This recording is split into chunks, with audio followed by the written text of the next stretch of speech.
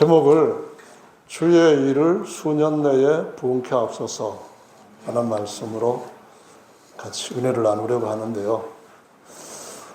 하나님께서 하실 일에 대해서 하박국 선지자가 그 일이 뭘까 하는 것을 본문에 기록을 하고 있습니다. 어떤 것인가 하면은 하나님께서 대만에서 바란산에서 오시는데 그 영광이 하늘을 덮었고 그 찬송이 세계에 가득하도다 라는 일인데요. 한마디로 말하면은 하나님은 사람을 악인이라 할지라도 징계할 목적으로 오시는 것은 아닙니다. 그런 일을 위하여서 징계가 아니라 하나님의 좋은 선한 일을 부응케 하려고 기다리시다가 참고 참았는데 그래도 안 되니까 더 강하게 어떤 손길도 아픈 그런 고통을 겪고 깨어나도록 도와주시는 일도 하시지만 그것이 목적이 아니고 깨워서 살리는 일을 위하여서 오신다는 겁니다. 그래서 그때가 되면은 그 영광이 하늘을 덮고 찬송이 세계에 가득하게 되는 때가 바로 주께서 오셔서 악한 자도 때리시고 선한 자를 강하게 일으켜 세우시고 그런 일을 하신다는 거죠. 그 다음에 4절을 보시면은 그 광명이 햇빛 같고 광선이 그 손에서 나오니 그 권능이 그 속에 감추었다다 이렇게 말씀하시므로 하나님께서 그분의 진리의 빛을 종우의 빛과 같이 드러낼 때가 올 것임을 하박국 선지자가 하나님께서 행해 오셨던 그런 발자취들을 보면서 앞으로 하나님께서 이렇게 하겠다고 말씀하신 그 2장에 있는 약속들을 보면서 그렇게 하나님께서 이 일을 흥왕케 하시라고 기도하는 것이죠. 시기온옷에 맞춘 그러한 기도인데 한편으로는 이거는 하나님 앞에서 찬양이고 한편으로는 간구입니다. 그런 일이 일어나야 된다 하는 것인데 오늘날 우리하고 무슨 상관이 있을까? 이것을 오늘 같이 살펴보도록 하겠습니다. 먼저 하박국이 1장에서 질문을 했습니다. 하나님 앞에 2절에 보시면은 이게 다 묵시로 받은 내용들을 지금 기록을 하는데 그 발단이 1장 2절에 보시면은 뭐 때문인지 부르짖습니다. 하나님께서 안 들으셔요. 안 들으시는 것 같아요. 시간이 많이 흘렀는데도 변하는 게 없어요. 하나님의 움직임도 감지되지 않아요. 강포로 인하여서 하나님 앞에 막 소리 지르고 외쳐도 주님께서 손길을 나타내시지 않아요. 그래서 3절에 보시면 어찌하여 나로 간악을 보게 하시며 회역을 목도하게 하시나이까 대저 겁탈과 강포가 내 앞에 있고 변론과 분쟁이 일어났나이다. 이러므로 율법이 해이하고 공의가 아주 시행되지 못하오니 이는 악인이 의인을 에워쌌으므로 공의가 굳게 행함이니이다 라고 말씀을 합니다. 이것이 우리와 무슨 상관이 있을까요? 여기에 묵시라고 하는 것은 바로 예수께서 오셔서 하늘에 감춰져 있던 비밀, 경륜의 비밀, 특히 이것을 나타낼 때에 대한 말씀입니다. 믿음으로 말미암아 살리라 이 말씀은 하나님께서 천국 복음을 아들을 통하여서 전파하신 그때 바로 하나님께서 주신 묵시의 말씀을 또는 신약의 표현으로는 계시의 복음을 주셨다라는 의미고요. 그 계시를 받고 어느 시점인가 되면은 그것이 온전히 이루어지게 되는 때가 올 것이라는 말씀입니다. 우리 2장에서 말씀해 보면은 말씀을 판에 새기라는 그러한 계시를 하박국한테 주시는데, 이 판에 새긴 것이 구약 시대는 돌판에 새겼지만은 신약 시대에는 돌판이 아니라 마음판에다 새기라고 고린도후서 3장 말씀에서 분명하게 가르쳐 주시고 있습니다. 마음판에 새기는 것이 진짜 의인이 하나님의 의인으로서 하나님의 사람으로 산다는 것이기 때문에 예수님 당시와 그리고 우리가 같은 복음을 믿고 있는 이 시대와 앞으로 우리의 몸이 구속이 일어날 때에 일어날 그 부흥케 하는 일도 역시 하나님께서 처음과 같은 정결하고 또한 순수한 포도주와 떡을 하나님의 백성들 앞에 공급하실 때가 올 것임을 보여주고 있는 것입니다. 여러분, 오늘 본문 말씀에서 특히 시작으로 기록이 되고 있는 하박국 1장에서 이런 모습이 우리와 어떤 연관성을 갖고 있는가 하면은 하나의 장차 일어날 샘플로 보여주신 것이라는 겁니다. 악인들이 의인을 애워싸고 있고 하나님의 말씀이 오히려 무시당하고 하는 그런 때가 올 것이라고 말씀을 하시는데, 여러 성경 구절에서 거기에 대한 말씀, 연관된 내용들을 찾아볼 수 있지만 간략하게 말씀을 드리자면은 누가복음 17장에서부터 하나님 나라가 언제 올 것입니까 하는 대화가 예수님과 사람들 사이에서 일어난 것을 볼 수가 있습니다. 누가복음 말씀을 17장에 가서 20절에 보시면은 하나님 나라가 어느 때의 말일까 묻는데 예수께서 대답하여 가라사대 하나님 나라는 볼 수 있게 임하는 것이 아니요 또 여기 있다 저기 있다 그렇게 해도 못할 거다. 하나님 나라가 오늘 오전에 말씀드렸던 것처럼 7가지 비유로, 천국 비유로 분명히 이 땅에서 어떻게 진행되고 있는 것 같은데 잘 모르겠다는 거예요. 어느 때인가는 이것이 정말인가 긴가민가 이렇게 흔들리는 때가 반드시 올 것이라는 말씀이에요. 22절의 말씀입니다. 누가복음 22절에 보시면 17장 22절에 보시면은 제자들에게 바로 이어서 말씀하십니다. 인자의 날 하루를 보고자. 그럼 언제입니까? 예수님께서 다시 오실 날을 의미하는 겁니다. 그때는 사도시대 초대교회 성도들이 육체적으로 살아있는 그때가 아닙니다. 그때가 언제인가 하면은 23절 말씀부터 이어지는 걸 보시면은 하늘에서 번개가 번쩍하는 것처럼 인자의 날은 그때 번쩍하는 것처럼 올 것이라고 말씀합니다. 재림의 때를 가리켜서 말씀하고 있습니다. 노아의 때와 롯의 때가 샘플이라고 말씀을 하시고 있습니다. 이런 샘플의 때에 누가복음은 무슨 말씀으로 인자의 날을 준비하라고 하시는가 하면은 믿음이 더욱 좋아져서 믿음으로 살아야 된다는 거예요. 누가복음 17장의 말씀에 보면은 5절의 사도들이 우리한테 합당한 믿음을 더해 주세요라고 주님께 요청을 합니다. 마지막 때도 우리가 주님 앞에서 어떤 사람이 구원을 받느냐 하면은 믿음이 알찬 사람이 받습니다. 알곡처럼 믿음이 꽉 찬 사람이 주님 앞에 몸의 구속도 마다들의 형상과 같이 받게 되는 때가 올 줄로 믿습니다. 그런 알찬 믿음이 되기 위해서는 어떻게 되느냐? 거기 보면은 이어지는 말씀에서 예수님이 첫 번째 겨자씨에 대한 말씀을 하십니다.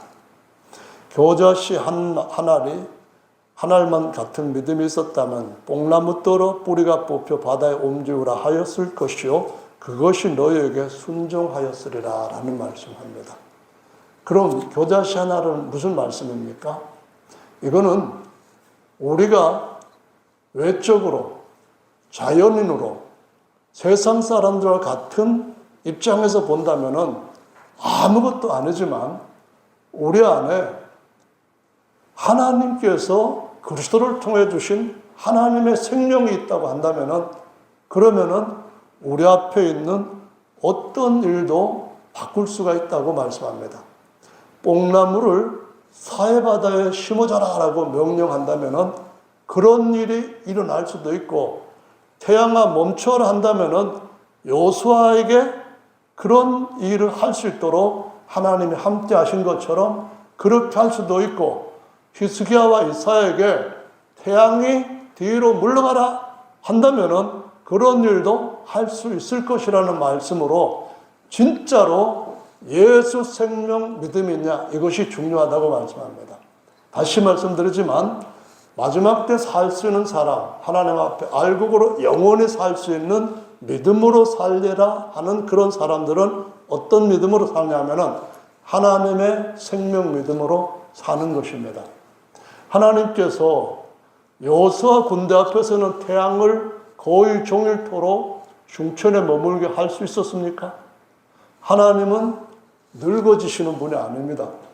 하나님은 능력이 점점 약해지시는 분도 아닙니다. 하나님이 태양을 하늘에 달 수 있다고 한다면은 하나님이 태양을 중단시킬 수도 있고 중지시킬 수도 있고, 하나님은 똑같이 하나님의 말씀의 권능으로 그 모든 것들을 하실 수 있는 분이시며, 땅에서 뽕나무 사해바다 심는 것도 하실 수 있습니다. 믿습니까? 아멘. 우리는 너무 하나님에 대해서 머리 좋은 생각들을 가지고 하나님을 그 안에다 우겨 넣으려고 합니다.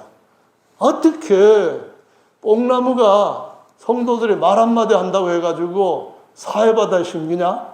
어떻게 산이 성도들이 기도한다고 해가지고 그 기도에 따라서 산이 그냥 평지가 돼버리냐? 아니, 뽕나무 밭에서 잘 안 사는 뽕나무가 어떻게 사해바다에 그 소금기가 많은 곳에 고기도 하나도 못 사는 그런 데 살 수 있단 말이냐? 뽕나무밭이, 아니, 사회가 변화해서 뽕나무밭이 된다고? 말도 안 되는 생각이다. 그런 생각들을 우리가 할 때에 우리 속에 하나님의 생명은 힘을 발휘하지 못합니다. 겨자씨 하나를 할지라도 예수 그리스도 안에 있었던 하나님의 생명이 함께하면은 무엇이든지 가능하고, 그분을 믿는 자들한테는 그보다 더 큰 일도 가능하다고 하신 약속이 우리의 삶 가운데 나타날 줄로 믿어야 됩니다.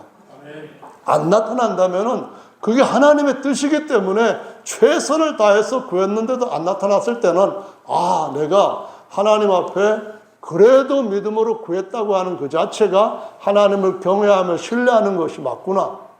내가 하나님의 뜻대로 그 뜻을 알고 구하지는 못했지만은 그만큼 내가 알고 자랐구나.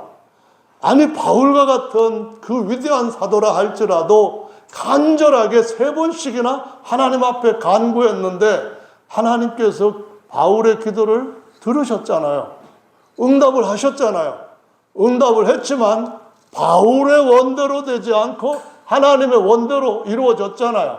그렇다면 우리의 삶 가운데 우리가 혹시 하나님을 대적하거나 배반하거나 그런 길에서 한 것이 아니고 하나님을 높이고 신뢰하고 경외하면서 했던 모든 일에 대해서는 우리는 실패한 것이 아니라 하나님이 우리를 더욱더 단단하게 세우시고 견고하게 쓰시는 것인 줄로 믿고 담대하게 주님 앞에 의지하여 나가야 됩니다. 아멘. 그게 뭐냐? 그렇게 하기 위해서는 기본 정신이 뭐냐? 바탕에 뭐가 들어있어야 되냐? 뒤에 이어지는 말씀이 이렇게 말합니다. 가라사대 7절에 너희 중에 네게 밭을 갈거나 양을 치거나 하는 종이 있어 밭에서 돌아오면 저토록 곧 앉아서 먹으라 할 자가 있느냐? 뒤에 이어지는 말씀을 보면은 조금 연결이 안 됩니다. 우리가 원하는 답이 아니에요. 하나님께서 우리한테 해주실 수 있는 대단한 그 능력 많으신 분이 내놓는 그 아이디어가 아니라는 말씀이에요. 하나님께서 우리에게 주셔지는 건 우리는 대단하고 어마어마하게 큰 것도 될 수 있다 생각하고 기대하고 그렇게 확신하고 있는데 여기 종 이야기를 해버리시는 거예요. 종이 뭐 하는 겁니까? 주님께서 종한테 어떻게 하라고, 어떻게 하는 것이 믿음을 더하는 거냐고 가르쳐 줍니까? 이것도 하고 저것도 하고 이것저것 다 하고 나는데 또 다른 거 시키면 그것도 하고, 그것도 다 잘했을 때라도 이제는 주님이 뭔가 거기에 대한 보응이 있고, 거기에 대한 칭찬이 있고, 거기에 대한 배려가 있고, 거기에 대해서 뭔가 이제 마음에 내가 이렇게 칭찬받았다 할 그런 어떤 것을 얼마만큼은 기도했는데, 아니 종한테 뭐 어떻게 한다고 했어요? 살해하겠느냐? 감사합니다, 고맙다, 그런 말씀도 안 하신다는 겁니다. 살해는 말이 천냥빚을 갚는다고. 예수님도 내 종 잘했다 이렇게 한다면은 기도할 때 그런 어떤 음성을 듣거나, 아니면 그와 유사한 뭐가 탁 있어갖고 이번 달에는 네가 어디 가서 뭐 하면은 옷도 뭐 한 몇 등 맞게 해줄게 뭐 이런 정도로 나온다면은 안 믿을 분이 누가 있습니까? 세상 사람들한테 그런 간증할 때 야, 그 교회 가면은 대박 난다 다 갈 거 아닙니까? 근데 기도를 해도 도무지 주님께서 주무시고 계신지 응답이 없습니다. 하박국이 그랬습니다. 하나님 앞에 정의로운 얘기로 하나님 성품에 딱 맞는 주제를 가지고, 하나님 지금 이게 엉망입니다. 하나님께서 하나님의 백성들을 통치하시는 데 있어서 지금은 막다른 골목에 이르렀습니다. 하나님이 일을 하시지 않는다면은 제가 그렇게 감히 말씀드릴 수는 없지만은 직무를 다 하시지 않는 것 같은 느낌이 살짝 들려고 하는데 아직 들지는 않았습니다. 부르짖고 외쳐대고 막 하나님 앞에 엄청나게 막 갔다가 하나님을 볶았는데도 불구하고 하나님이 가만히 계십니다. 그 얘기가 어디에 나오냐면은 인자가 세상에 올 때에 세상에서 사람을 보겠느냐 하는 말씀이 18장에 나옵니다. 누가복음 18장에 보면은 과부가 나오는데요. 자식도 없는 것 같아요. 성경의 말씀에 보면은 사라가 어느 동안 과부였다는 식으로 표현을 하는데, 어떤 의미인가 하면은 자기 여종한테 남편 아브라함을 빼앗겼어요. 혼자 그 나이도 젊은 나이도 아니지만 그동안 계속 괴로움을 남편 섬기면서 아기를 낳지 못했다고 사람들로부터 욕먹었는데, 비난받고 무시당했는데, 종한테 줬더니만 종이 배가 불러오기 시작하면서부터 이제는 여주인이었던 사라에게까지 그냥 건방을 다 떠는 거예요. 종이 그러면 안 되는 줄로 믿습니다. 주님께서 은혜를 베풀어 주시면은 더더욱더 그 주인 되신 하나님 앞에 감사하고 낮추고, 하나님 앞에 정말 무익한 종인데 왜 저한테 이렇게 자꾸 잘해주시는지 저 겁납니다. 하나님 정말 이러다가 제가 교만해져서 뭐 그냥 히스기야가 다 빼앗겼던 것처럼 거기 지금 입구에까지 온 거 아닙니까? 하나님 제발 좀 저를 불쌍히 여겨주시고 제 마음을 좀 잡아주세요. 그래야 되는데 배가 불룩 나오니까 사라를 막 함부로 대했습니다. 사라가 엄청 스트레스를 받은 것이 자기 남편한테 막 그냥 포보됐던 말씀 안에서 나타나고 있습니다. 지금 그 여자애 같이 과부된 자가 누구냐 하면은 진리의 말씀을 따라 기록된 말씀대로 따르는 그런 근본주의자들에게 대한 기독교를 포함한 온 세상이 어떠한 가해와 핍박을 애워싸고 짓밟고 뺏는 일을 할 것인가를 보여주고 있습니다. 그럴 때에 과부는 정말 어디 하나 의지할 데가 없는 형편입니다. 오로지 재판장한테 나가가지고 이거 좀 소원 좀 풀어주세요. 원이 지금 한이 맺힌 것이 지금 말로 다 표현할 수 없을 정도로 지금 거의 제가 못 살겠어요. 진짜로 지금은 다 끊어졌어요. 그러면서 어디든 따라가가지고 밤낮 부르짖었다라고 말씀합니다. 그런데 하나님께서 뭐라고 말씀하신가 하면은 하나님이 오래 참으시겠느냐? 그렇지 않다는 겁니다. 밤낮 부르짖는 자기 백성들의 기도, 자기 신부가 될 자의 기도를 좋게 들으신다고 말씀을 하시면서, 그러나 인자가 세상에 올 때에 세상에서뿐만 아니라 이 땅에 있는 하나님의 백성들 가운데서 과부라고 하면서도 다른 데 자꾸 마음 쓰고 다른 데 의지하려고 하는 그런 마음으로 다 나눠져 있는 그런 자들로부터 정말 주님만 끝까지 신뢰하고 주님 앞에 기도해서 주님이 주시고자 하시는 최고의 것을 받을 수 있는 믿음을 보겠느냐, 이 말씀을 하시는 거거든요. 저희와 여러분들의 믿음의 이제 강도는 예전보다 강해졌는지 약해졌는지, 뭐가 변해야 될지 진지하게 살펴봐야 될 때입니다. 저와 여러분들의 기도가 주인의 뜻, 아버지의 원대로가 아니라 종의 입장에서 더 내려져서 주님의 입장에서 주님께서 원하시는 것이 무엇입니까 하는 그런 쪽으로 바꿔지는 것이, 아들로서 아버지께 사랑 안에서 신뢰 안에서 구하는 것과 달리 주님 오실 때는 그분의 성함을 경외하는 자를 그분의 특별한 소유로 삼으시고 아버지께서 아들을 대하는 것처럼 우리를 하나님의 아들의 영광 형상으로 바꿔주시는 일을 할 것이라고 말씀하시고 있습니다.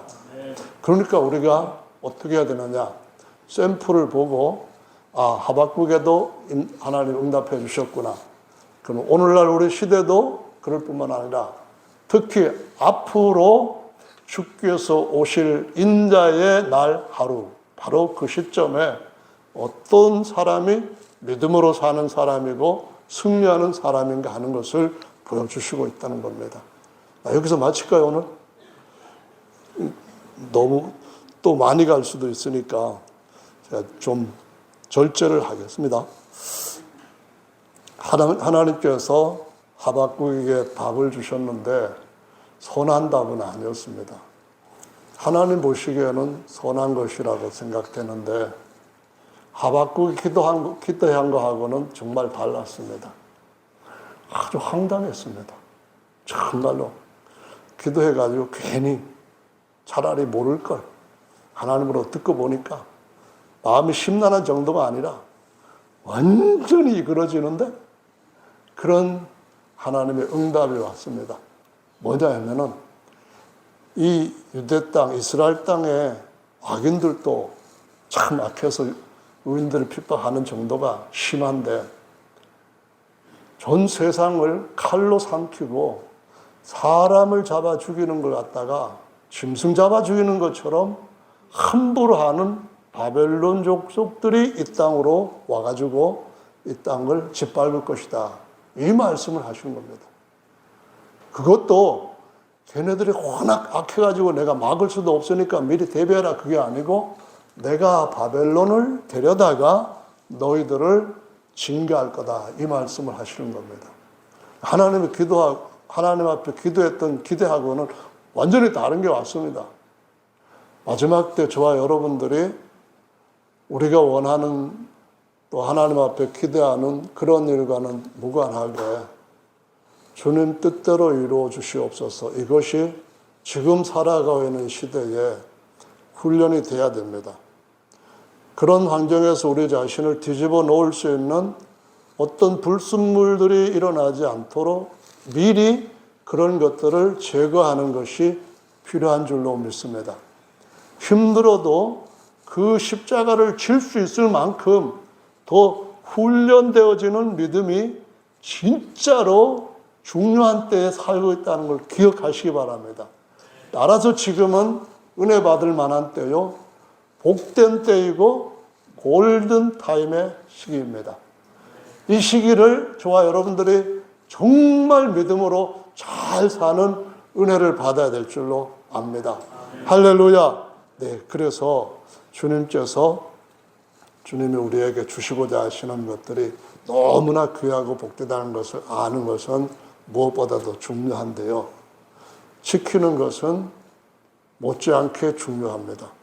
지키기 위해서는 우리는 그 신앙에서 더 강해지는 믿음으로 주님 앞에 단련되어야 됩니다.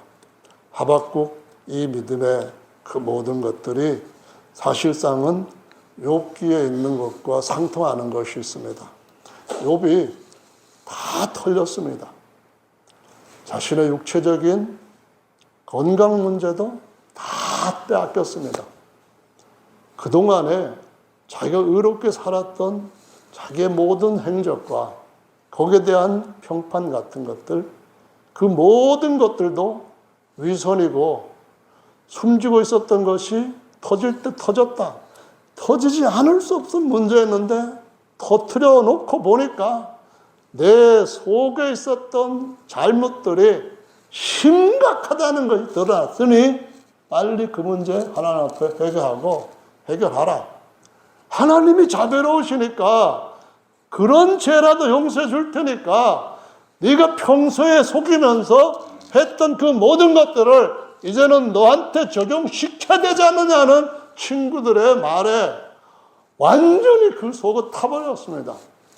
너희들이 내가 뭔 잘못이 있는지 안다면 얘기해라. 그러면은 내가 그걸 해결하겠다.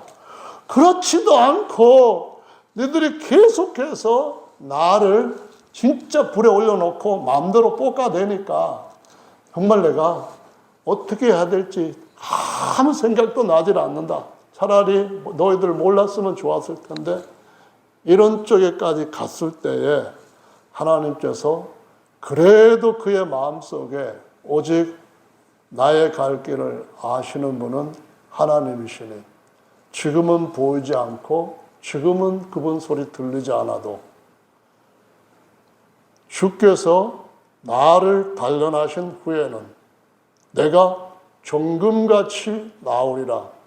이 믿음을 그는 끝내 그 흉악한 상황 속에서도 붙들고 있었기 때문에 하나님 갑절로 그를 높이셨습니다.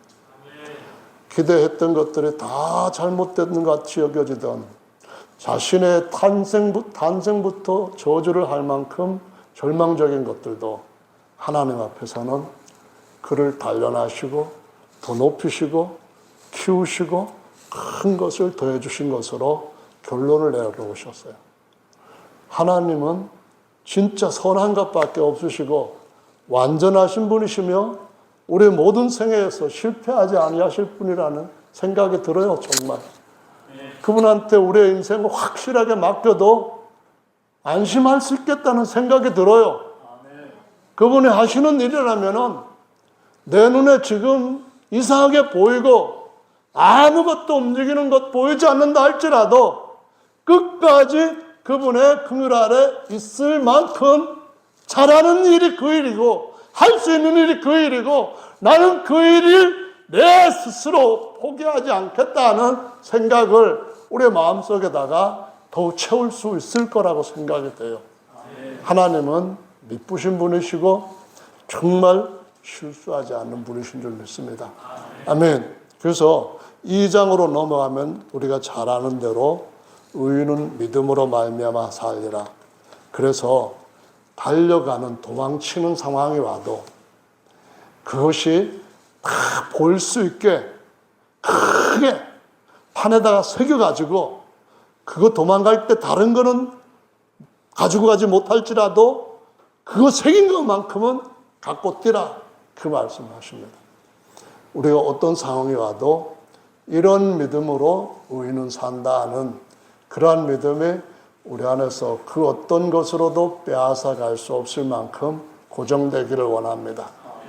내 마음이 확정되어 싸우네. 어떤 환경에서든지 간에 금요일날 다윗에 대한 얘기를 여러분 같이 들어줬잖아요.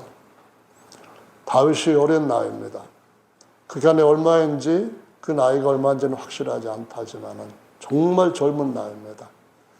그런 나이에 지금 펼쳐지는 환경을 보면은 하나님 앞에 이것이 참 맛있는 하나님의 떡이구나. 하나님의 생수가 어쩌면 이렇게 시원하냐. 그렇게 할 수 있는 일이 보통 어떤 평범한 사람한테는 주어질 수가 없는 상입니다.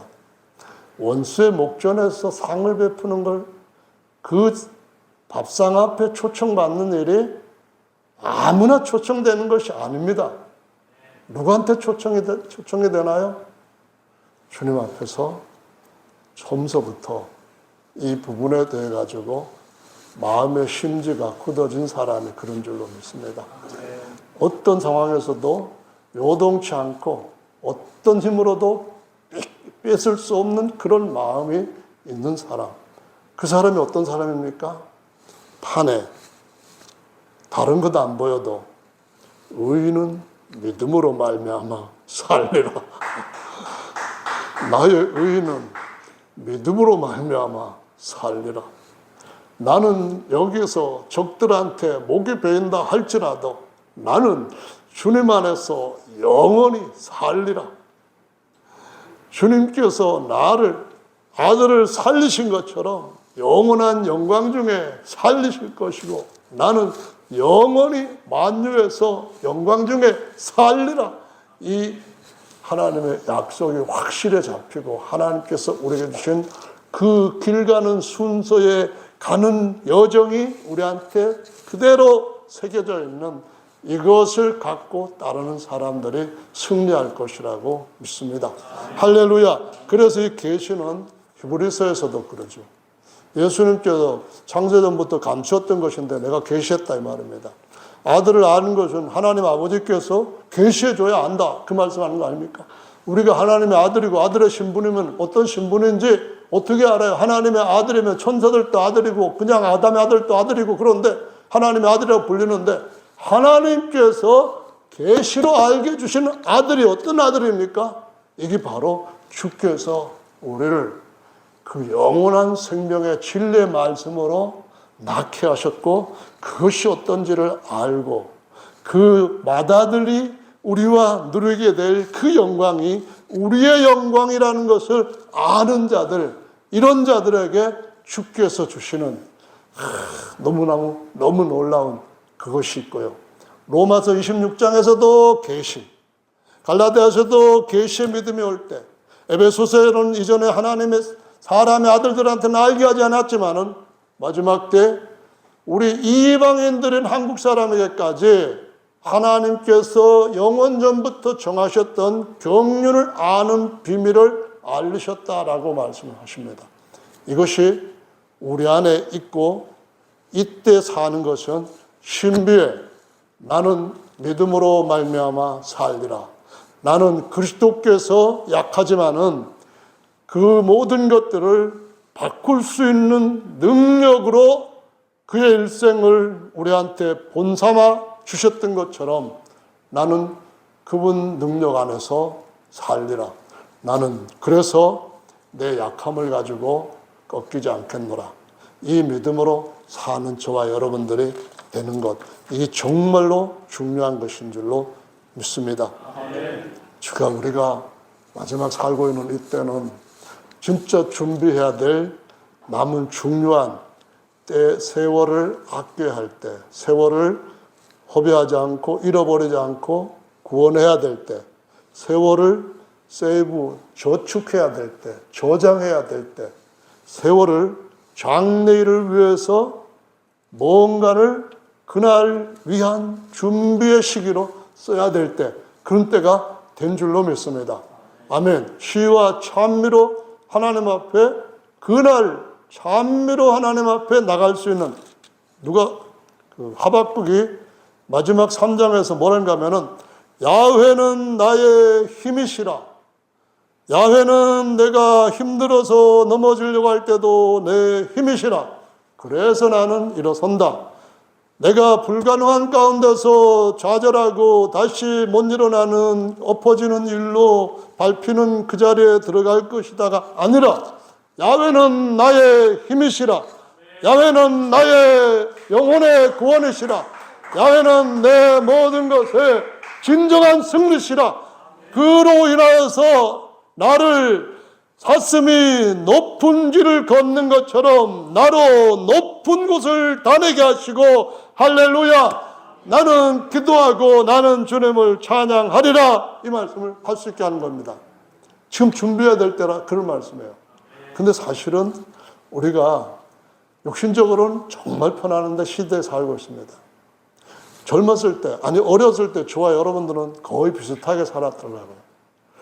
강원도에서 태어나서 살은, 저보다 나이는 더 젊지만은 나종수 형제님도 먹을 때 비슷한 거 먹고, 놀이하고 놀 때도 비슷한 거 놀고, 뭐 겨울에 가가지고 겨울처럼 얼음 어마어마하게 깨가지고 그거 가지고 타고 놀기도 하고, 뭐 어려서 무슨 이렇게 가위생 그려놓고 이런 말로 오징어 그려놓고 거기서 놀기도 하고, 뭐 자치기 하고 막 좋은 팔도에서 비슷하게 놀았더라고요. 김종도 나도 또 비슷한 거 먹는 것도 비슷한 거, 그때 눈가사탕 하나 있으면 그 정말 굉장히 행복한 하루가 우리한테 찾아왔다고 느끼는 그런 삶을 살았는데, 거기 때보다는 지금 우리 정말로 육신적으로는 풍부한 시대, 풍요 시대에 사는데요.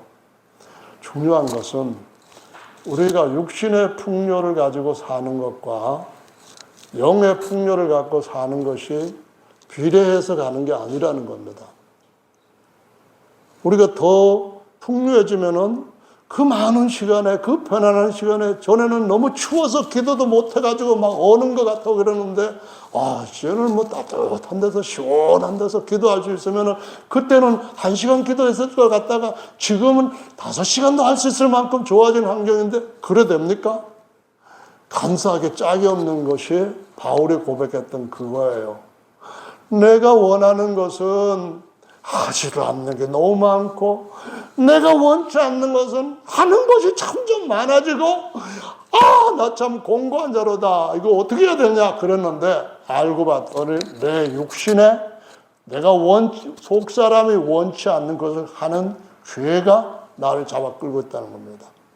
따라서 육신의 풍요는 하나님의 풍성한 잔이 넘치는 식탁에 참여하는 것과 거리가 멀어질 수 있다고 하는 것을 반드시 우리는 잊지 말아야 됩니다. 그걸 즐기면 안 되는 거죠.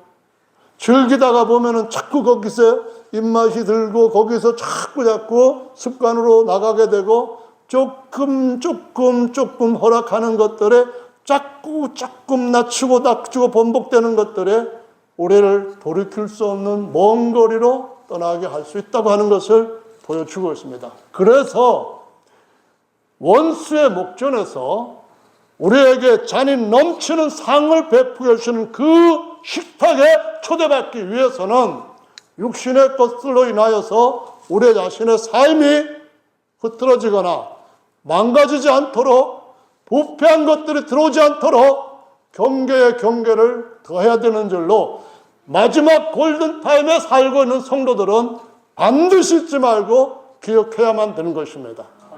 만판에 새겨진 것과 우리 핸드폰에서 보여지는 것과 일치하지 않는 세상에서 살고 있다고 하는 것을 늘 기억해야만 됩니다. 핸드폰 보면은 뭐 보기에 좋은 거 말이에요. 세상 얘기 다 나오잖아요. 유튜브만 켜봐도 뭐 일본에서 지금 일어나고 있는 일, 또 다른 유럽에서 일어나고 있는 일, 뭐 이런저런 일 뭐 다 나오잖아요. 근데 그렇게 하는데 유튜브 보면서 기도하는 사람은 보통 능력이 아닙니다. 유튜브 하면서 같이 그것도 할 수 있는 사람은 아마 주님도 그만큼 능력은 안 되실지 모르겠습니다. 우리도 마찬가지입니다. 우리가 지켜야 할 것은 지켜야 되는 줄로 믿습니다. 이러다가 또 오늘 설교 또 길어지겠네요. 줄입시다. 어쨌든 간에 제가 이 말씀을 드리는 것은, 우리가 지금 살고 있는 때는 진짜로 뭔가는 확실하게 체크해서 바꿔야 될 때라고 하는 사실입니다. 지금 일본에서는 다른 나라에서 굉장히 걱정하는데, 정작 일본 사람들은 별로 걱정을 안 한대요. 일본에서 일어난 일을 한번 생각해 봅시다. 난카인가 거기 해구에서 지진이 일어나면은 어마어마한,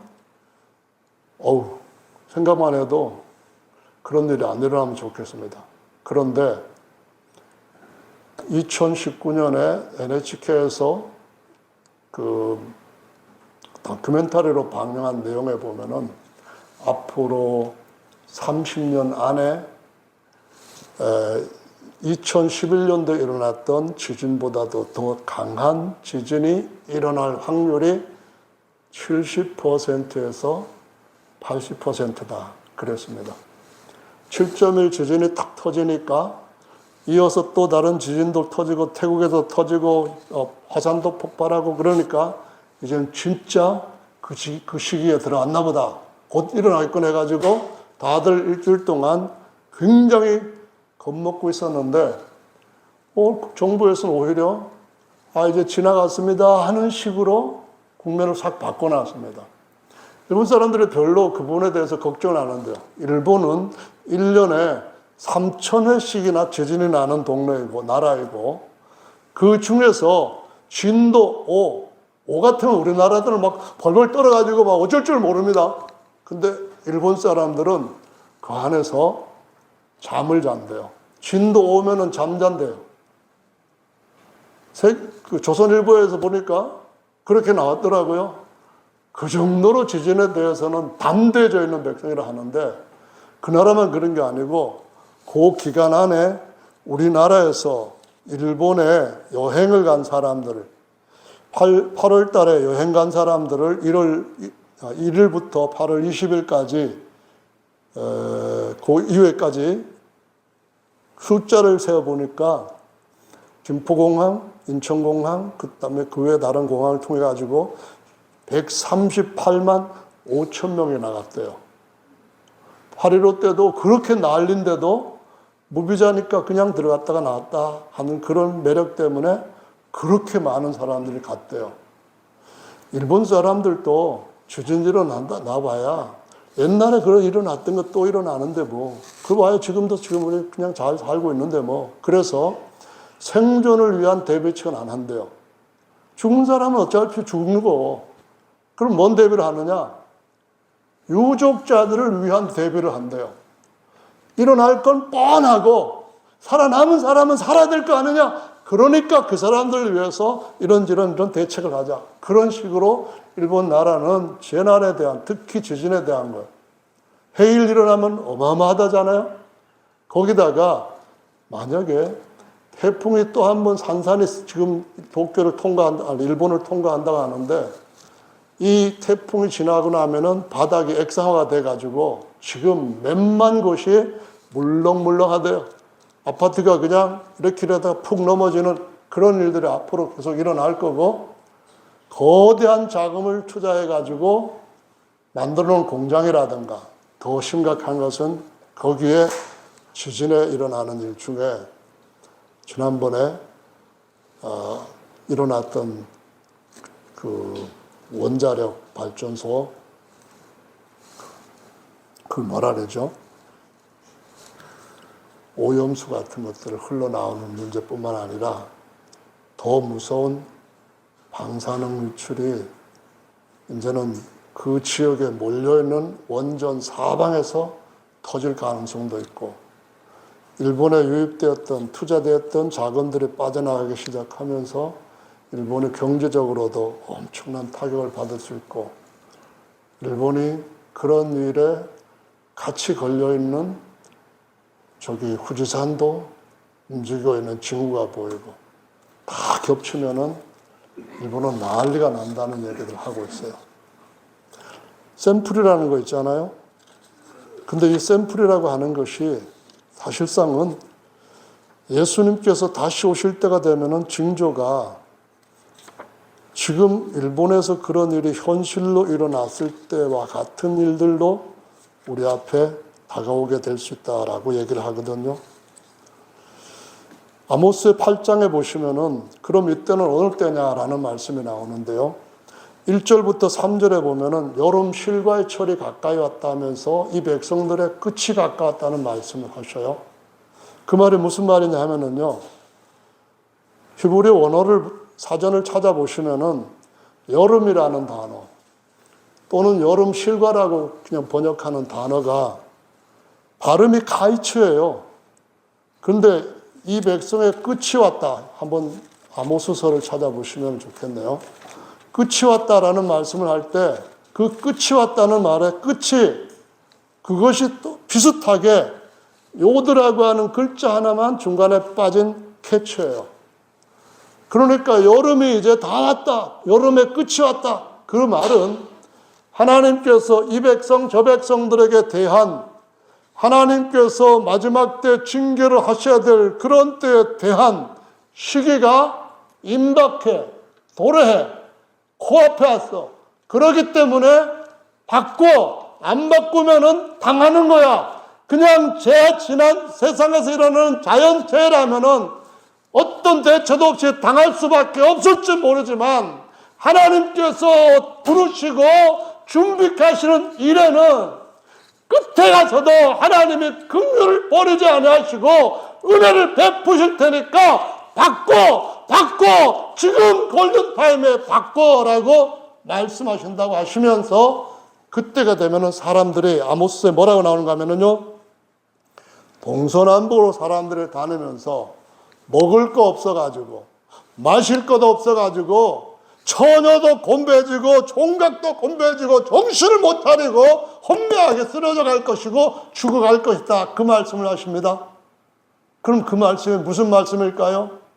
온 세계에 하나님의 영광이 가득하게 차게 되는 그런 날을 하박국이 보면서 아모스가 하나님 앞에 주신 말씀 중에 그들이 먹을 것이 없다는 것이 육체의 풍요가 사라졌다는 것이 아니고요, 하박국이 무화과 나무에 열매가 없고 감람나무에 소출이 없고 뭐 없고 다 없다 할지라도 이때에도 있게 되는 놀라운 하나님의 은혜가 있는데 영생하는 밥상인 줄로 믿으시기 바랍니다.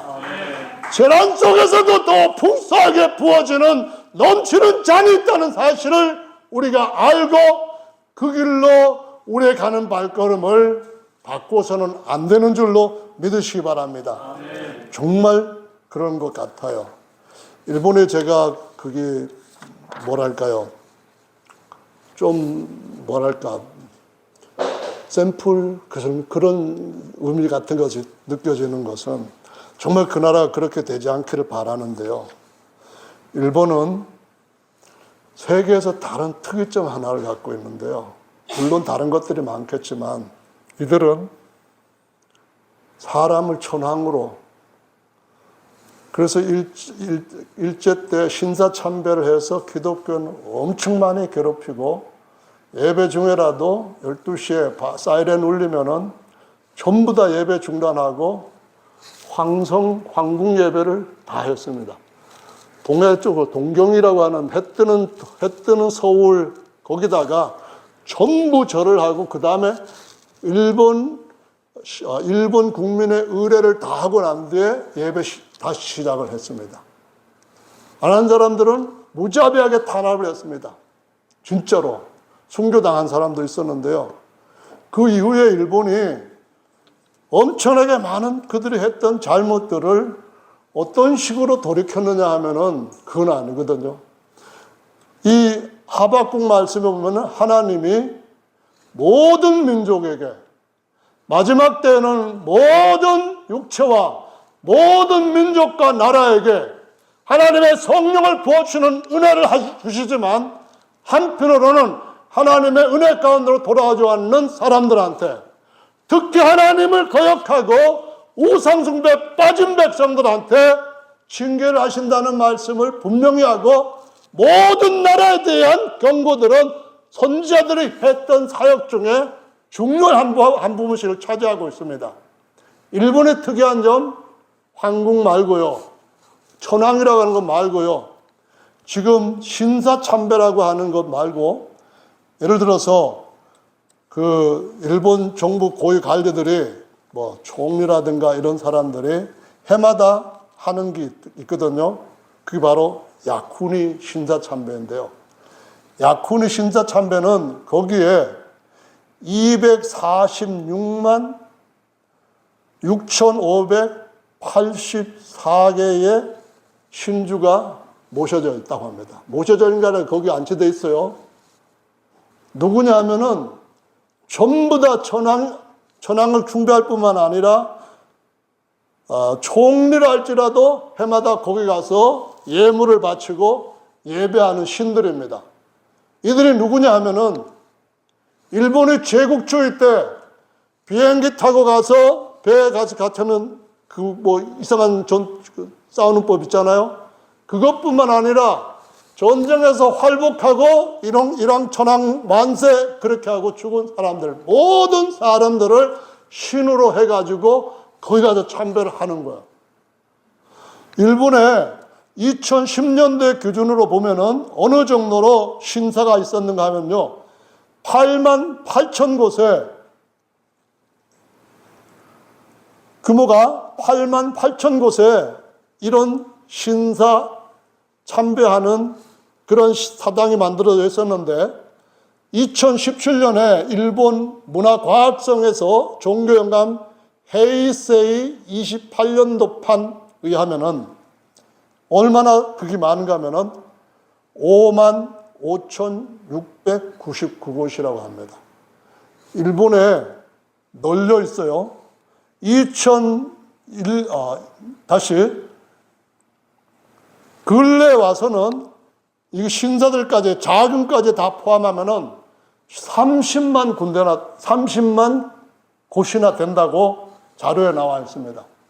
무슨 얘기는 하면은요, 나라 전체가 귀신들 섬기는 일에 몰입되어 있는 거예요.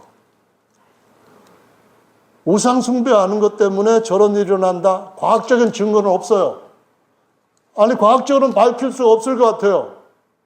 하지만은 하나님 앞에서 하나님을 섬기는 것과 모든 민족에게 부어주겠다는 성령을 받고 은혜를 받고 하나님의 아들이 되고 하나님의 특별한 소유가 되게 하시기 위해서 그 독생자를 아낌없이 주신 그 놀라운 사랑을 거절할 때 그들뿐만 아니라 온 세계가 계시록 19장에는 하나님의 무서운 징계 아래 멸망된다고 기록을 하고 있는 것이 사실인 겁니다. 그래서 우리가 어떻게 해야 되나요? 하나님이 마지막 때 우리한테 참된 초대교회 떡과 같이 진짜 좋은 떡을 주셨다고 한다면은 우리는 떡 공장을 크게 차려야 될 줄로 믿습니다. 떡 배달하는 일에 할 수 있다면은 열심히 해야, 그래 주님 앞에 오전에 말씀드렸던 것처럼 내 모든 것을 다 팔아 산 진주, 극히 값진 진주 하나를 살 때 지불하겠다고 하는 돈 주님께 내는 것인 줄로 믿습니다. 성도 여러분, 우리 주님 오시기 전에 좋은 시간, 은혜 받을 만한 때에 주님 앞에 더 많은 은혜를 받도록 하십시다. 서로 격려하고 서로 용기를 주고 서로 의지가 되고 도전이 될 수 있는 에너지를 공급하는 그러한 지체들로서 주님 오실 때에 그날 주 앞에서 정말 기쁨 중에 영광 중에 그분 맞이할 수 있기를 원합니다. 다 같이 기도하는 시간 함께 갖겠습니다.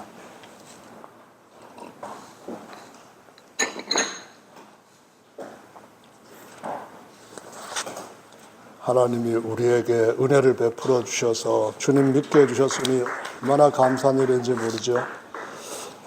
주님께서 우리한테 주신 이 놀라운 완벽하게 회복된 진리의 떡상을 언제든지 우리가 냉장고 꺼내서 먹을 수 있게 해주셨으니 정말 감사한 일이 아닙니까?